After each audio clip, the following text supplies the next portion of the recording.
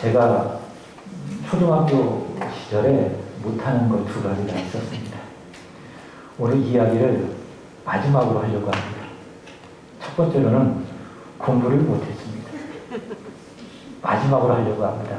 저희 집사람은 제발 그 얘기 좀 하지 말라고 몇 번이나 이야기를 했는데 진짜 마지막이에요. 공부를 못했습니다. 지금 생각해보면 공부를 못한 게 아니라 안 한 거더라고요. 해도 공부를 제대로 안 하니 공부가 잘 될 턱이 있겠습니까? 공부를 했는데 안 되더라고요. 그래서 포기했어요. 그러니 당연히 공부를 못하죠. 두 번째 못한 것이 하나 있다면 싸움을 잘 못했습니다. 그래서 친구들과 싸우면 맨날 맞고 들어오고, 그 시절에는요, 싸움을 잘하는 애가 요즘 말로 밀진이죠. 추앙되는 존재였습니다. 그러면 반에서 신적인 존재가 누구냐? 공부도 잘하고 싸움도 잘하는 존재입니다. 근데 하나님은 참 공평하십니다. 그런 애가 없습니다. 공부를 잘하면 싸움을 못하고, 싸움을 잘하면 공부를 못하고요. 대부분이 그렇습니다. 공부는 그렇다 치고요, 해도 안 되니까. 두 번째로 싸움은 잘할 수 있겠다, 이런 생각이 제가 어느 날 들었어요. 그래서 부모님께 부탁을 해서 요청한 게 하나 있습니다. 태권도를 가르쳐 주세요. 그래서 제가 태권도를 시작을 했습니다. 제가 이래봐도 유단자입니다. 대한 태권도 협회에 제 단증이 등록되어져 있습니다. 제가 군대 갔는데 단이 없으면은 제대를 잘 못합니다. 굉장히 힘듭니다. 그래서 이 단 따기 위해서 군대에서 굉장히 힘든 시간을 다들 보내야 됩니다. 근데 저는 단증이 있기 때문에 아주 편하게 군 생활을 할 수가 있었습니다. TV에 태권도 선수들이 이렇게 태권도복을 입고 겨루기 하는 그 장면을 보니까는, 야, 나도 저렇게 하면 싸움을 잘 할 수 있겠다 싶어서 태권도를 열심히 배우기를 시작했습니다. 저는 도장에 등록하자마자 바로 그 겨루기를 가르쳐 줄 거라 생각했거든요. 근데 겨루기를 안 가르쳐 주더라고요. 하자마자 자세를 다 가르쳐 줄 거예요. 어떻게 차렷하는지, 어떻게 주먹을 쥐는지, 어떻게 발차기를 하는지, 기합은 어떻게 넣는지, 이런 것을 가르쳐 주는 거예요. 계속 그것만 하라는 거예요. 한 달이 지나서 또 그 다음 달에도 그걸 하라는 거예요. 진짜 지겹더라고요. 맨날 똑같은 것만 반복해서 가르치니까. 한 두 달 그렇게 기본기를 배웠나요? 그 다음에 가르쳐 주는 것이 있습니다.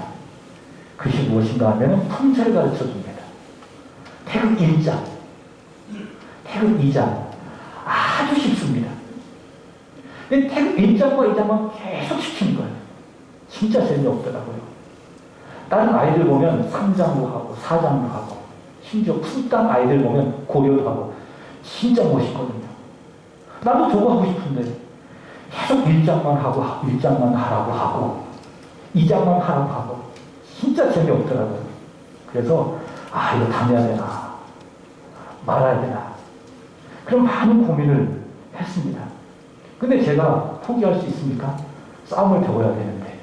그래서 급수가 올라가고, 흰띠에서 노란띠가 되고, 노란띠에서 파란띠가 되고, 파란띠에서 빨간띠가 되고, 그다음에 빨간띠에서 푼띠가 되고, 그리고 검은띠가 되었습니다. 그리고 뒤를 돌아보니 생각이 나더라고요. 야, 그래, 오자마자 겨루기를 안 가르쳐준 이유가 있었구나. 그게 바로 기본기였구나. 주먹을 어떻게 쥐는지, 발차기를 어떻게 하는지, 기합을 어떻게 넣는지, 풍선을 어떻게 하는지, 기본기를 그렇게 열심히 가르쳐주는 것이로구나. 기본기가 없으면은 이후의 모든 태권도는 의미가 없었기 때문에 그 사모님이 그렇게 열심히 기본기를 하라고 하고, 또 내가 지겹지만 그 기본기를 배운 것이로구나. 그렇게 생각이 되었습니다. 여러분, 기본기 없이 절대로 태권도를 할 수가 없습니다. 기본기 없이 절대로 태권도 겨루기 할 수 있습니까? 없습니까? 없습니다. 우리 본경이 유단자인가요? 기본기 열심히 배웠죠. 기본기가 없으면 겨루기 할 수가 없습니다. 절대로 이길 수가 없습니다. 여러분 태권도에도 기본기가 있다면 모든 공부에도 그렇고요. 모든 일에 다 무엇이 있습니까? 기본기가 있습니다. 우리 강유성 권사님 살 빼는 그 전문입니다. 강유성 권사님의 적은 살입니다. 이 살 빼려면 기본기가 있어야 되죠. 그 기본기를 가르쳐 주는 거예요. 거기에 시작해서 열심히 운동하면 살이 빠집니까? 안 빠집니까? 빠집니다. 근데 기본기 없이 자기 마음대로 하잖아요? 그러면 시간 버리고 돈 버립니다. 절대로 살이 안 빠집니다. 모든 일들에 다 기본기가 있습니다. 여러분 그렇다면 우리 믿음에도 우리 신앙에도 기본기가 있을까요? 없을까요? 있습니다. 그 기본기가 무엇일까? 두 가지를 말씀을 드립니다. 첫 번째로는 말씀입니다. 하나님의 말씀입니다. 다른 하나는 무엇일까요? 기도입니다. 그래서 믿음의 기본기 두 가지 무엇이라고요? 하나는 말씀, 다른 하나는 기도. 여러분 새가 있잖아요. 새가 나르려면 한쪽 날개만 가지고 절대로 나를 수가 없습니다. 두 날개가 있어야 됩니다. 두 날개를 가지고 펄럭해야 높이 하늘을 날 수가 있습니다. 우리 신앙도 마찬가지입니다. 우리 신앙이 멋지게 저 하늘을 이 땅에서 비행하려고 하면 두 날개가 있어야 됩니다. 첫 번째가 무엇입니까? 하나님 말씀의 날개가 있어야 됩니다. 다른 하나는 무엇입니까? 기도의 날개가 있어야 합니다. 말씀과 기도의 날개를 달고 우리는 신앙의 멋진 비행을 이 세상에서 할 수가 있는 것이죠. 믿음의 목표는, 신앙의 목표는 어디에 있습니까? 거룩함에 있습니다. 하나님이 왜 저와 여러분을 예수의 피로 구원해 주셨습니까? 독생자 예수 그리스도께서 왜 십자가에서 저와 여러분을 위하여 죽으셨습니까? 저와 여러분을 거룩한 하나님의 자녀로 살게 하기 위해서 독생자께서 이 세상에 오셨고 우리를 위하여 죽으셨습니다. 믿음의 목표는 바로 거룩함에 있습니다. 그럼 어떻게 거룩하게 되어지느냐? 신앙의 기본기. 디모데전서 4장 5절에 의한다면 하나님의 말씀과 기도로 거룩하여 지니라. 말씀의 날개, 기도의 날개를 가지고 헐헐 날아갈 때 우리는 하나님의 은혜 안에서 거룩해질 수가 있는 것입니다. 서로 인사하겠습니다. 거룩하십니까? 여러분 말씀과 기도로 거룩해지는 여러분 되시기를 주의 이름으로 축복합니다. 여러분 하나님은 우리에게 어떻게 다가오십니까? 말씀으로 다가오십니다. 믿습니까? 성경을 펴고 읽을 때에 또 이 성경을 가지고 해석하는 목사의 말씀을 통해서 하나님은 여러분들에게 다가오십니다. 그래서 여러분 그 말씀에 어떻게 해야 돼요? 받아야 돼요. 무엇을 받아야 돼요? 은혜를 받아야 됩니다. 하나님은 은혜라고 하는 것을 말씀이라고 하는 거룩한 통로를 통해서 우리에게 전해 주시는 거예요. 그래서 우리는 말씀을 들을 때에 은혜 받아야 돼요. 성경을 읽을 때에 은혜 받아야 돼요. 이 목사가 이 강단에서 말씀을 전할 때에 은혜 받아야 됩니다. 어떻게 그 말씀에 은혜를 받을 수가 있겠습니까? 지난주 전했습니다. 한번 보겠습니다. 데살로니가전서 2장 13절입니다. 시작. 이러므로 우리가 하나님께 끊임없이 감사함은 너희가 우리에게 들은 바 하나님의 말씀을 받을 때에 사람의 말로 받지 아니하고 하나님의 말씀으로 받음이니 진실로 그러하도다. 이 말씀이 또한 너희 믿는 자 가운데서 역사하느니라. 아멘. 데살로니가전서 이 말씀에 의한다면 데살로니가 교회가 어떻게 세워졌습니까? 사도 바울이 하나님의 말씀을 전할 때에 들은 그들이 바울의 말로 받지 아니하고 하나님께서 우리에게 주시는 말씀으로 받았어요. 하나님의 말씀으로 받았어요. 사람의 말로 받는 것이 아니라 하나님의 말씀으로 받으니 그들 안에 은혜가 생기고 은혜로 말미암아 세워진 공동체 바로 그 교회가 데살로니가 교회입니다. 여러분 하나님은 우리에게 말씀으로 다가오십니다. 그 말씀을 우리는 사람의 말로 받지 아니하고 하나님의 말씀으로 받을 때에 우리는 그 말씀의 은혜가 되는 것이죠. 두 번째로 그렇다면 우리는 어떻게 하나님께 다가가는 것인가?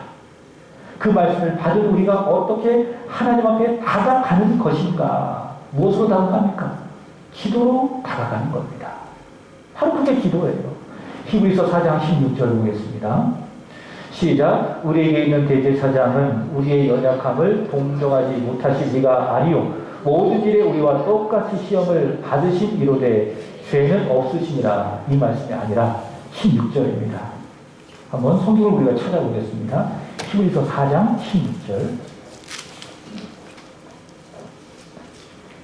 자, 신약성경 356페이지입니다.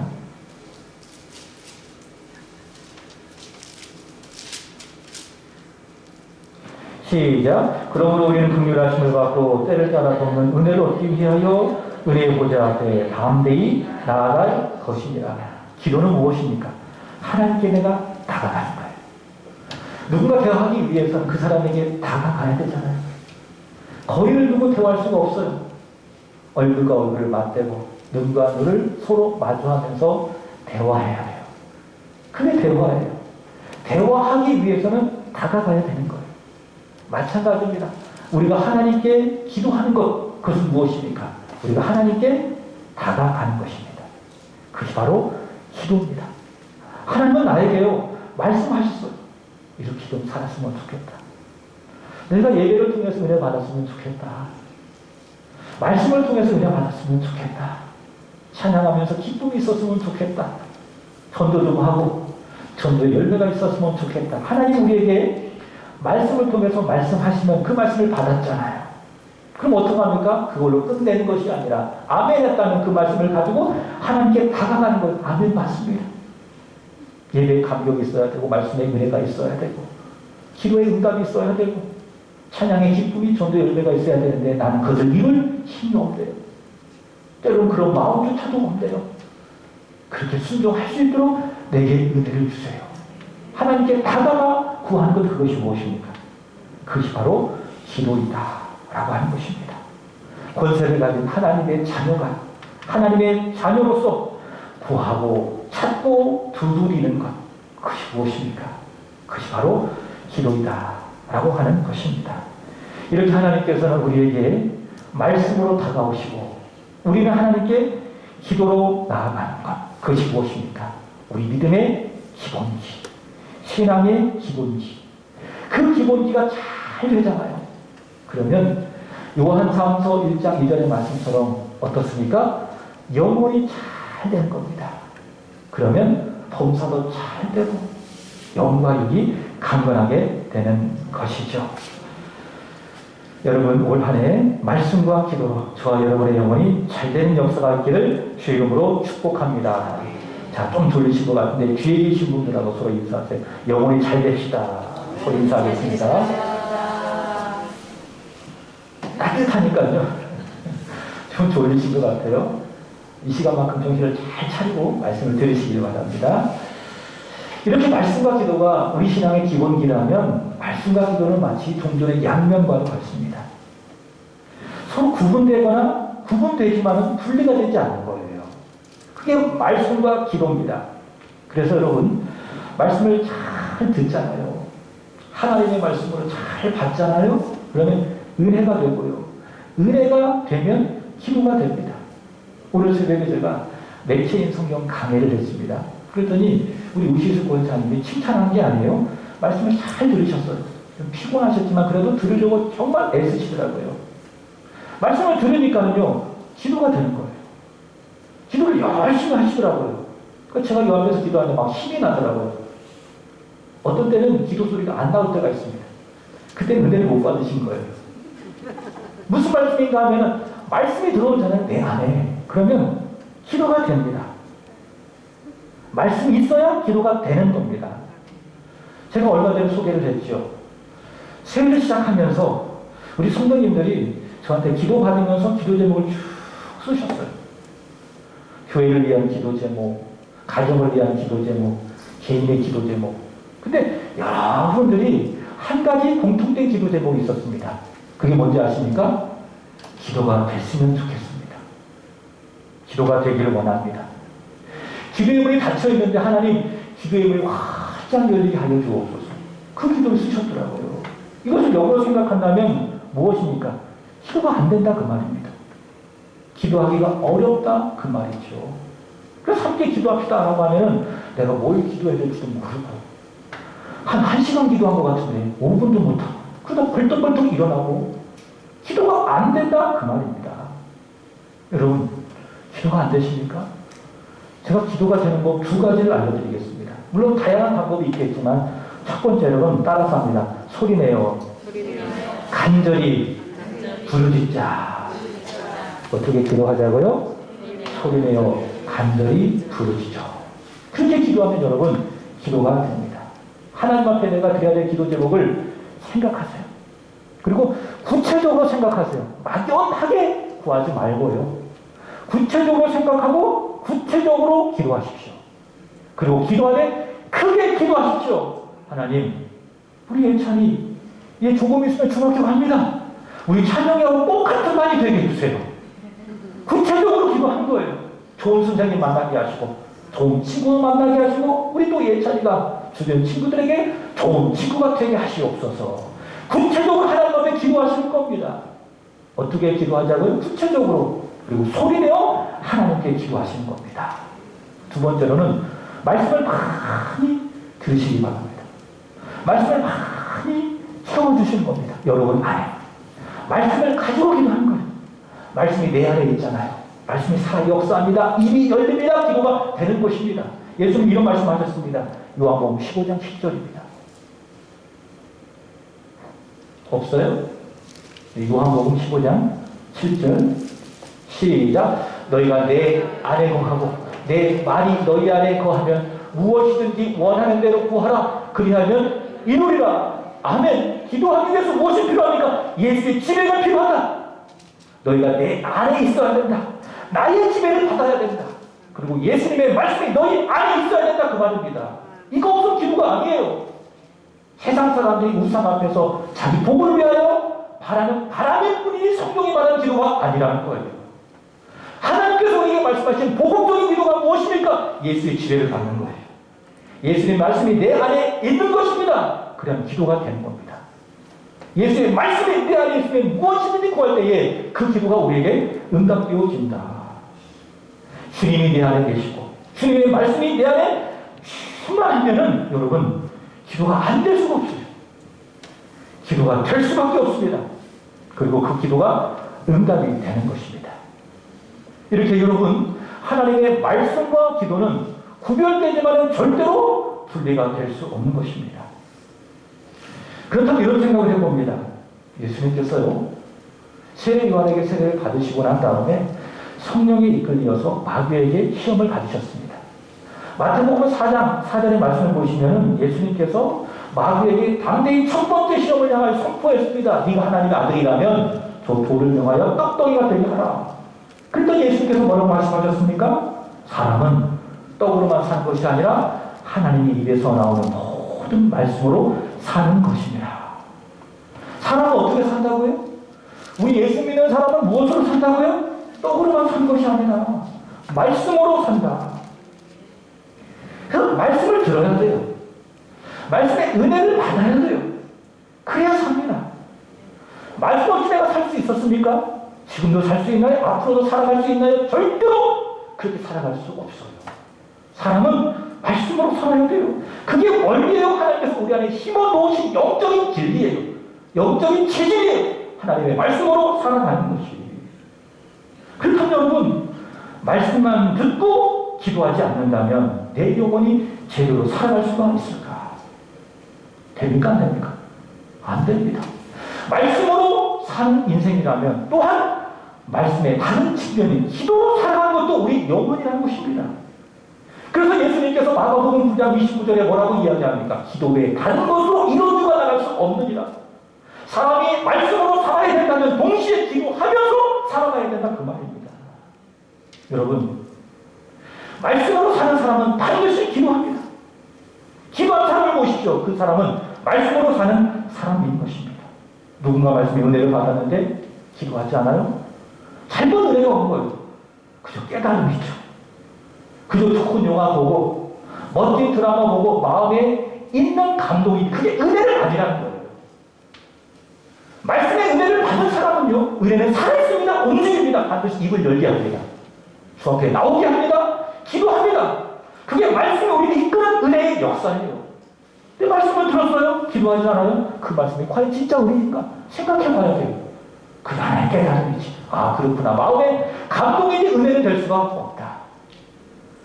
은혜를 받은 사람, 말씀에 반드시 하나님의 변화와 기도하게 되어 있다라고 하는 거죠. 제가 개인적으로 좋아하는 목사님이 있습니다. 지금도 그분의 책이 제 목양실에 가보면 많이 있습니다. 읽지도 않았는데 왜 그렇게 찾아나나 모르겠어요. 영국의 스펄전 목사님이라는 분이 있습니다. 이분이 아주 탁월한 설교가입니다. 하나님께서 그 시대에 보내신 특별한 종이라고 생각을 해요. 이분이 얼마나 탁월한 설교가인지 이분이 목회하시던 영국의 태버너클 교회가 있습니다. 이분이 워낙 설교를 잘하니까 아주 탁월한 설교가니까는 많은 사람들이 매주마다 이분의 설교를 듣기 위해서 막 수만 명 막 운집을 한 거죠. 정말 이분의 설교가 은혜로웠다고 합니다. 진짜 하나님이 말씀하신 것처럼 다른 사람들이 그분의 설교를 듣고 은혜를 받았다고 이야기하죠. 근데 이분이요 이런 얘기를 했습니다. 교회를 진단할 때에 말씀을 듣기 위해서 많은 사람이 모인 그것을 보고 야, 저 교회는 좋은 교회다. 저 교회는 영적으로 살아있는 교회다. 그렇게 진단하지 않았다는 거예요. 이 목사님이 보는 것이 뭔지 아십니까? 기도입니다. 기도. 그 교회가 모여서 기도하고 있느냐? 그 교회 기도 모임이 있느냐? 그거를 보고 저 교회가 영적으로 살아있는 교회다. 죽은 교회다. 그렇게 판단했다라고 하는 것이죠. 역으로 이야기한다면 그렇게 많은 사람들이 좋은 설교를 듣기 위해서도 교회에 모여있다 할지라도 그런 교회에 기도하지 않는다면 기도 모임이 있는데 모여 기도하지 않는다면 그 교회는 절대로 영적인 교회가 될 수 없다. 좋은 교회가 될 수 없다. 능력 있는 교회가 될 수 없다. 그분이 그렇게 진단을 했습니다. 여러분 이것은요 우리 신앙도 똑같습니다. 내가 아무리 믿음 좋은 사람이라고 생각해도 주 앞에 나와 기도하지 않는다면 그 믿음이 진짜 믿음인지 가짜 믿음인지 구분할 줄 아셔야 돼요. 말씀을 들었어요. 은혜 받았어요. 근데 기도하지 않아요? 그게 은혜일까요? 가짜 은혜일 수 있어요. 말 그대로 깨달음일 수가 있습니다. 내가 하나님 앞에 살아있다는 증거는 무엇입니까? 이야기하는 거예요. 자꾸 하나님 앞에 말하는 거예요. 그게 내가 하나님 앞에 살아있다고 하는 증거입니다.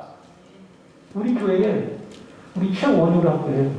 우리 이종태 목사님의 손주가 태어났습니다. 물론 우리 김혜원 권사님의 아들 우리 승수 형제도 딸을 하나님께서 가정해 주셨어요. 참 감사할 일이죠. 아들, 딸. 우리 교회 그래서 200점 맞은 교회입니다. 아이가 자라나잖아요. 그럼 엄마가 아빠가 이 아이가 잘 자라고 있다는 증거를 뭘로 봅니까? 옹알 말하고 아빠, 엄마 말하고 그걸 통해서 보는 것 아니겠습니까? 아빠는 엄마는 알죠. 이 아이가 잘 자라고 있구나. 이 아이가 살아있구나. 잘 성장하고 있구나. 옹알이를 통해서 알게 되어진 거예요. 내 믿음도 마찬가지예요. 내 믿음이 살아있는 믿음이다. 내 믿음이 영적으로 정말 좋고 성숙하고 있다. 어떻게 알아요? 기도하는 것 보면 알 수가 있습니다. 근데 어느 순간부터 이 문이 탁 닫았어요. 기도하지 않아요. 기도 못하는 것이 아니라 기도하지 않아요. 무슨 증거입니까? 내 영혼이 병들고 있다는 증거입니다. 내 영혼이 점점 죽어가고 있다고 하는 증거입니다. 그것을 여러분이 진단할 수 있어야 되는 겁니다. 여러분 개인이든 교회든 기도하지 않잖아요? 그 영혼이 병들어요. 그 교회는 절대로 좋은 교회가 될 수 없습니다. 좋은 시스템을 갖고 있으면 뭐해요? 좋은 시스템을 갖고 있으면 뭐해요?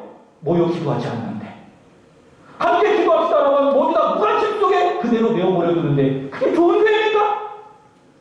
함께 기도합시다라고 하면 그 이야기를 전혀 듣지 않냐고 기도의 자리에 없는데 그 사람이 과연 영혼이 살아있는 성도일까? 영혼이 건강한 성도일까? 스펄전 목사님 이렇게 이야기했습니다. 기도하지 않는 영혼, 그 안에 그리스도가 없는 영혼이다. 오늘 아침에 제가 스펄전 목사님을 읽으면서 충격받았습니다. 기도하지 않는 영혼, 그 속에 누가 없다고요? 그리스도가 없는 영혼이다. 제 말이 아니에요. 기도의 사람 이에 마운드는 이렇게 이야기했습니다. 따라서 합니다. 기도하지 않으면 죽는다. 이 말은 협박이 아닙니다. 제가 여러분 기도하지 않으면 죽어요. 꼭 기도하세요. 이 말이 아니라 우리 영혼이 기도하지 않는다면 그 영혼은 반드시 죽는다. 그 이야기입니다. 믿는 사람은 기도의 씨를 뿌리고 기도로 열매를 거둬야 한다. 우리 모든 것들이 다 기도에 달려있다. 이에 마운드가 그렇게 이야기했습니다. 그래서 기도하지 않으면 죽는다. 기도하면 살고 기도하지 않으면 죽는다라고 하는 것입니다. 이렇게 이야기해요. 기도는 영적 산소 공급하는 줄과도 같다. 중환자실에 환자가 어떻게 살죠? 산소 호흡기 꼴고 살잖아요. 산소를 계속 공급하면서 그 생명을 유지해 나가잖아요. 근데 어느 순간 그 산소들이 톡 끊어졌어요. 무엇을 의미합니까? 죽음을 의미하는 거예요. 우리가 다 마찬가지예요. 기도는 영적 산소를 공급받는 줄이에요. 근데 그 줄을 끊습니다. 무슨 줄 겁니까? 나 살기 싫어. 나 하나님 앞에 안 살래. 그걸 말하는 거예요. 그래서 뭐라고 이야기하죠? 기도는 영적 산소를 공급받는 줄인데 그것을 끊으면 죽는다. 기도하지 않으면 죽는다. 이에 마운저가 그런 이야기를 했습니다. 새해를 시작하면서요. 제가 늘 하나님 앞에 작년에도 그렇고 올해도 그렇고 기도하는 것이 있습니다. 한 번 더 따라서 합니다. 여러분 잊지 말아야 되기 때문에 성령보다 앞서지 말자. 기도보다 앞서지 말자. 두 가지 기도를 끊임없이 하나님 앞에 드려요. 하나님 우리 교회가 우리 성도들이 성령보다 앞서지 않게 하시옵소서. 성령님을 인정하고 성령님을 환영하고 성령님을 모셔드리고 성령을 의지하며 살게 하여 주옵소서. 성령보다 앞서지 아니하게 하여 주옵소서. 기도해요. 두 번째로는 모든 일에 기도보다 앞서지 않게 하여 주옵소서. 그런 신앙의 정신을 가지고 올해 첫 신년 새벽 기도를 시작했습니다. 십자가라고 하는 말씀의 주제를 갖고 새벽 기도를 시작을 했습니다. 그런데요, 솔직히 말씀을 드리면 아주 힘들었어요. 지금까지 특별 새벽 기도를 몇 차례 했는데 올해가 제일 힘들었어요. 왜 힘든지 아십니까? 많이 못 나오셨어요. 아니 솔직히 이야기한다면 안 나오셨어요. 그래서 솔직히 이야기하면 정말 힘들었어요. 그래서 하나님의 은혜로 잘 마쳤습니다. 힘드니까요. 저도 힘드니 참여하시는 분들도 힘들고 저도 힘들고 안 느꼈겠습니까? 서로 말을 하지 아니하여도. 그리고 나서 그 분위기가 한 주간 계속됐어요. 새벽 기도를 하는데 기도하는 분이 없는 거예요. 그래서 마음속으로 야 이렇게 되나. 제 안에 정말 치열한 싸움이 있었습니다. 이거 새벽 기도 해야 되나? 기도하지 않는데 우리 교회가 앞으로 예배를 잘 드릴 수 있을까? 이런 오만 가지 안 좋은 생각들이 계속 제 머릿속에 드는 거예요. 여기 앞에서 제가 기도하면서. 그래서 이런 생각이 들었어요. 이거 내릴까? 기도하지 않는데 부흥이라는 말이 무슨 의미가 있을까? 그저 구호로만 끝날 건데. 이런 많은 그런 생각들이 제 안에 있었습니다. 다 이해가 됩니다. 날씨가 매우 추워요. 그리고 어떤 분들은 정말 늦게까지 일을 해요. 그래서 몸도 좋지 못하고. 그래서 새벽에 못 나온 그 이유를 보면 다 이유가 있어요. 제가 충분히 이해가 돼요. 근데 여러분, 그것이 과연 우리가 하나님 앞에 숨을 쉬며 살아가는 것이 기도인데 기도 안 해요, 기도 못해요 하는 핑계가 될 수 있을까요? 내가 살아야 되는데, 내 영혼이 살아야 되는데 주님 바빠요, 주님 몸 피곤해요, 주님 몸 아파요, 이런 핑계 저런 핑계 대면서 내가 기도하지 않는 이유를 주님 앞에 말할 수 있을까요? 그건 아니다. 여러분, 기도하지 않는 것은요 죽은 것입니다. 기도하지 않는 교회는 그것은 죽은 교회예요. 그래서 그게 걱정이 되는 거예요. 그게 염려가 되는 거예요. 오늘 찬양이 참 은혜가 됐어요. 아무것도 염려하지 마라. 아무것도 두려워하지 말아라.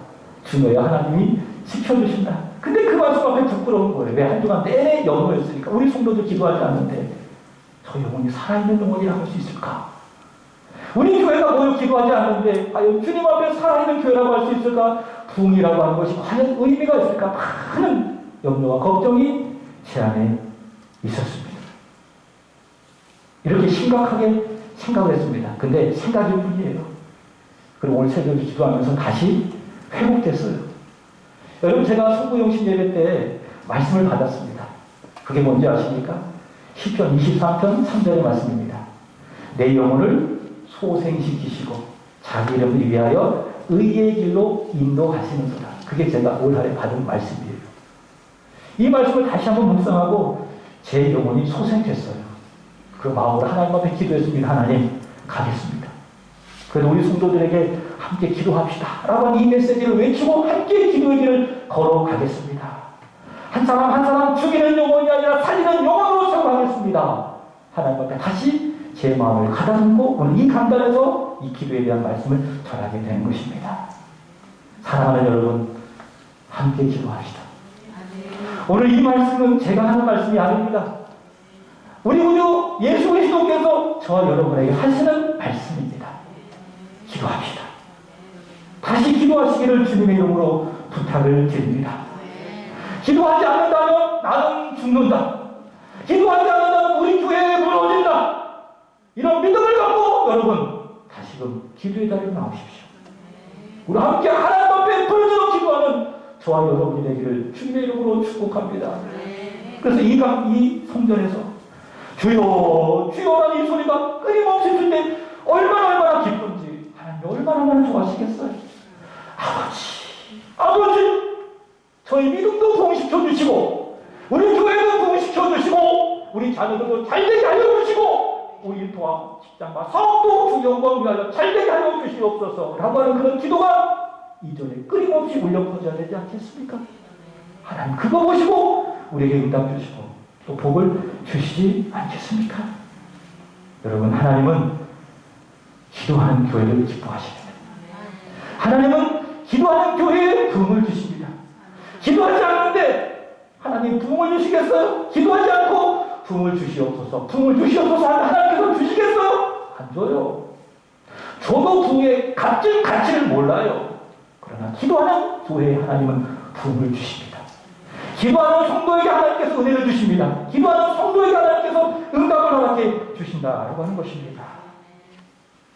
함께 읽은 말씀을 보시면 기도의 응답에 대하여 우리 예수께서 말씀해 주십니다. 자, 올 한해 첫 번째 영적 비전이 무엇입니까? 예배의 감격을, 두 번째 말씀의 은혜를, 세 번째 기도의 응답을. 이 말씀은 오늘 이 말씀의 기초에서도 충분히 전할 수가 있습니다. 예수님께서 기도에 대해 말씀하십니다. 그리고 기도의 응답에 대하여 말씀하십니다. 우리 13절 읽어보겠습니다. 요한복음 14장 13절 본문 없어요? 본문인데 그 전에 14장 13절 시작. 너희가 내 이름으로 무엇을 구하든지 내가 행하리니 이는 아버지로 하여금 아들로 말미암아 영광을 받으시게 하려 함이라. 아멘. 믿습니까? 하나님께서 아들로 하여금 영광을 받게 하기 위해서 우리에게 응답하신대요. 언제? 기도할 때. 하나님의 영광을 위해서 아들의 영광을 받을 수 있도록 하나님께서 우리에게 기도를 명령하셨고 기도할 때에 하나님이 일하시고 역사하시고 응답하신다 그 말입니다. 너희가 내 이름으로 무엇을 구하면 내가 행한다. 그래서 아들로 말미암아 너희 기도 응답을 통해서 영광을 받으신다 그 말입니다. 14절 시작. 내 이름으로 무엇을 내게 구하면 내가 행하리라. 아멘. 믿습니까? 우리가 예수의 이름으로 기도하면 구하면 주님께서 일하신다 역사하신다 라고 하는 거예요. 그래서 이런 말이 있죠. 따라서 합니다. 내가 일하면 내가 일할 뿐이고 내가 기도하면 주가 일하신다. 믿습니까? 아멘이시죠? 내가 일하면 내가 일하는 걸로 끝나는 거예요. 그러나 내가 기도하잖아요. 그럼 누가 일하십니까? 주가 일하신다. 오늘 말씀이 그 말씀을 말씀하고 있지 않습니까? 너희가 구하면 내 이름으로 내가 일하리라. 내가 역사하리라. 내가 행하리라. 주님의 약속이에요. 기도의 응답인 것입니다. 여러분, 우리가 기도할 때에 이렇게 주가 일한다. 주가 행하신다. 무슨 말씀입니까? 응답한다 그 말이에요. 그래서 성경은요 응답에 대한 약속이 무수무수하게 우리에게 증거되어주고 있습니다. 한번 보겠습니다. 그 중에 하나 예레미야 33장 3절입니다.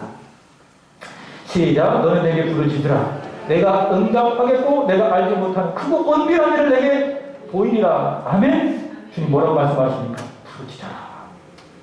내가 응답하겠다. 바꿔 이야기한다면 응답 안 하는 이유가 뭐예요? 부르짖지 않기 때문에. 기도하지 않으면 절대로 하나님 응답하지 않는다 그 말입니다. 기도해라. 부르짖어 기도해라.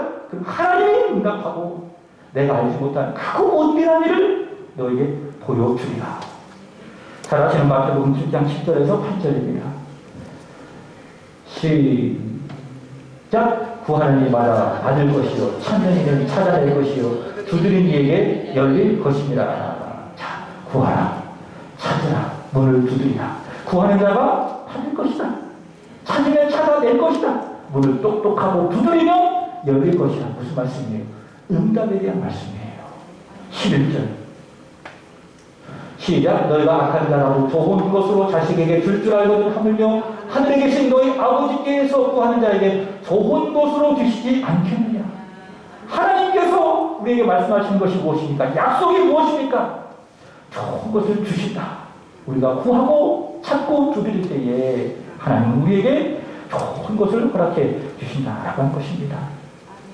이 마태복음 7장의 말씀은요, 제가 작년 제자훈련을 하면서 개인적으로 제가 받았던 좋은 말씀이에요.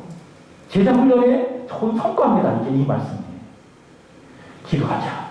그리고 기도에 응답받자. 제가 물어봤어요. 기도 왜 하십니까? 다들 답이 영 그런저런 해요. 충청도 말로 개갈이 안 나요. 그래서 제가 이렇게 얘기했습니다. 기도하는 이유는 응답받기 위해서 하시는 겁니다. 그래서 이제는 기도하는 자체도 중요하지만 응답을 기대하고 열심히 한번 이 말씀을 붙잡고 기도하십시오. 구하면 받습니다. 찾으면 받습니다. 문을 두드리면 열립니다. 아버지께서 구하는 자에게 좋은 것을 반드시 주십니다. 열심히 한번 기도해보세요. 그리고 응답해 주심에 대한 감사가 있어서 그 감사의 표현을 기도보다 감상공으로 하나님 앞에 드려보세요. 그랬더니 그 이후부터 지금까지 매주마다 기도보다 감상공이 올라오고 있어요. 저는 개인적으로 하나님 앞에 헌금할 때에 그 여러 가지 제목들을 하나하나 보지만은 제일 기쁜 게 뭔지 아십니까? 기도응답 감사헌금이에요. 액수를 떠나서 기도응답 감사가 많은 그것을 저는 정말 좋아요. 그래서 올 한 해 우리 모든 성도들이 기도응답에 대한 감사헌금이 정말 많았으면 좋겠다. 그래서 새학교여봐라 기도하면 뭐 받는다? 응답받는다. 이런 자랑이 있어야 되지 않겠습니까? 지난주 목요일이었습니다. 우리 교회는 아니지만요, 타교에 섬기시는 집사님이신데 그 집사님과 제가 이렇게 자주 연락도 하고, 제가 먼저 연락하진 않아요. 왜냐하면 타교에 섬기시는 집사님이시기 때문에. 그러나 그분이 연락 오면 제가 잘 받아줘요. 근데 그분이 전화가 왔어요. 갑자기 연락이 왔습니다. 그것이 무엇인가 하면은, 목사님, 지난번에 제가 기도 제목을 부탁드렸는데 목사님께 기도 부탁을 했습니다. 근데 그 기도가 응답이 됐습니다. 그 이야기를 저에게 하셨어요. 무슨 말씀인가 하면 작년이었습니다. 그 집사님 저한테 전화가 왔어요. 그러면서 간절하게 부탁하더라고요. 제가 이런 기도 제목이 있는데 이것 때문에 제가 잠을 못 자고 있어요. 제가 목사님께 기도 부탁을 하려다가 끊고 하다가 제가 큰맘 먹고 전화드립니다. 목사님, 간절하게 기도해 주세요. 그렇게 부탁하더라고요. 그래서 제가 너무 고마워서 알겠습니다. 제가 기도하겠습니다. 그래서 제가 그 집사님을 위해서 그때부터 새벽마다 열심히 기도했어요. 진짜 기도했어요. 기도했는데 감사하게도 그 집사님이 지난주 목요일에 저한테 연락이 왔어요. 목사님, 감사합니다. 기도해 주셔서 응답을 받았습니다. 현실적으로 만족함이 없지만 그래도 기도했기 때문에 응답인 줄 알고 제가 감사함으로 받으렵니다. 기도했기 때문에 응답에 대한 감사로 저에게 그런 이야기를 하더라고요. 그래서 제가 이런 말씀을 드렸습니다. 맞습니다, 집사님. 저도 기도했고 집사님도 기도했기 때문에 그것은 응답입니다. 거기에 대해 충분히 하나님 앞에 감사하시고요. 마태복음 7장 11절의 말씀처럼 하나님께 주신 좋은 것이니 거기 진정으로 감사하시기를 바랍니다. 그렇게 그분이 이야기를 하시죠. 그분에게 제가 이야기를 드렸습니다. 그래서 저는 오늘 그 기도 응답 감사함을 이렇게 하나님 앞에 드리는 것입니다. 사랑하는 여러분, 기도하는 성도들 되기를 주의 이름으로 축복합니다. 우리 새한교회가 기도하는 교회가 되기를 바랍니다. 그래서 살아있는 교회가 되기를 바랍니다. 약속의 말씀을 붙드세요.